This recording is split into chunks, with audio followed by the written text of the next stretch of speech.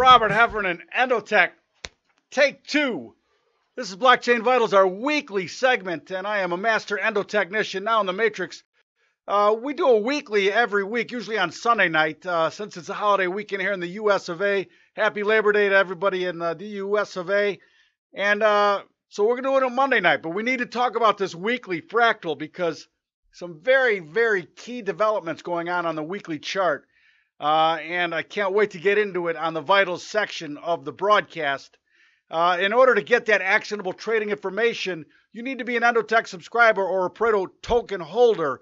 And if you don't have that, if you're watching on YouTube, soon I will be saying goodbye to you, and we will continue the broadcast at endotech.io, where all of that actionable trading information, my take on the market, and I've been doing it a while, and I've been everywhere, man. I've seen a lot of stuff in my years trading commodities in Chicago, and believe me, a great training ground for me coming into the people talk about volatility. Let me tell you something. I've lived through volatility before, trading commodities, and for me right now, not so volatile in these cryptos, but that could change very quickly. Let's do the rounds because there's a couple things I wanted to talk about. And doing the rounds, we do it every day, talking about what's in the news in the crypto land, cryptosphere, what I'm seeing. A couple of things. It doesn't go a day without you seeing somebody saying cryptos are a fraud and they're going to zero. I mean, every day you see it. And there isn't a day that goes by that I don't see some just ridiculously stupid advice to people. But the one that I wanted to talk about today, I'm just going to read this. I didn't pull it up. Was the U.S. prints 38 million paper notes a day with a face value of approximately $541 million. Bitcoin mines 1,800 Bitcoin per day with a face value of approximately $13 million. And that's going to diminish over time, and there's a set number of Bitcoins that will ever be produced. One is inflationary, the other is deflationary, or exactly the opposite of a printing press.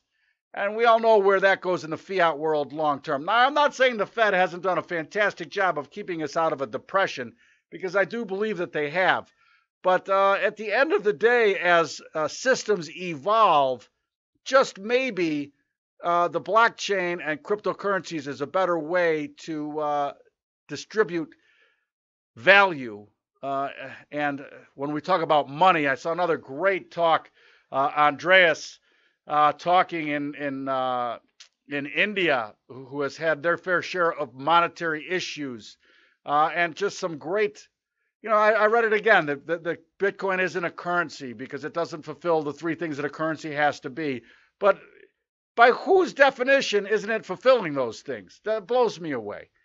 Anyway, another thing in the news, the blockchain, Japan bringing out its the first ever blockchain use for voting. Can't wait to see how that goes. And again, I think these technologies are going to affect us far and wide. And another one I saw, Charlie Shrem saying, just buy and hold. And I just have such a problem with buy and hold, all right? It is actually there is a disease associated with buy and hold, and it has to do with ostriches sticking their head in the sand, and it's the same type of thing where if you can't see it, if you don't hear it, it can't possibly be bad for you or hurt you. And that's just how I feel about buy and hold in any asset class, and I don't care if you're putting $100 to work. Why should the amount of money that you're putting into it make a difference on this, all right? The theory is, well, if you have money that you could just throw out the window, you maybe put it into crypto and just, are you serious? Who throws money out of the window ever? Does anybody just say, yeah, that was fun, let's throw it out the window? No. And so I have no tolerance for anybody saying that buy and hold is a better way to do things. It's not. It's not. And if you don't have the time to do a little bit of research, then buy a fund where somebody else is supposed to be doing that for you. Or how about this? Use Endotech's portfolio signals because it's not a buy and hold strategy. And you don't have to do the math. You don't have to become a trader. You just follow the signals. And we are not going to buy and hold and say, hey, you know what? we thought maybe you wouldn't care, and that money you could just throw out the window anyways, so that's how we're going to treat your trading account. Give me a break. I'm a little fired up, all right? I'm a little fired up. It's Labor, and it's Labor Day today, and that's the reason why. You work too hard for your money to ever think that you should invest something where I could just throw it out the window. What's the difference? That's just that's mental illness to think that that's the way you should invest on something. All right, and then just, well, it's going to go to whatever. I just threw it out the. Who throws money out the window? It's hard to make money, man. Making money is hard. All right, so please don't adhere to that methodology. If something looks like shit, right, smells like shit, I don't have to taste it. All right, and the same thing is with the markets. If the market is acting terribly, why hold on to it?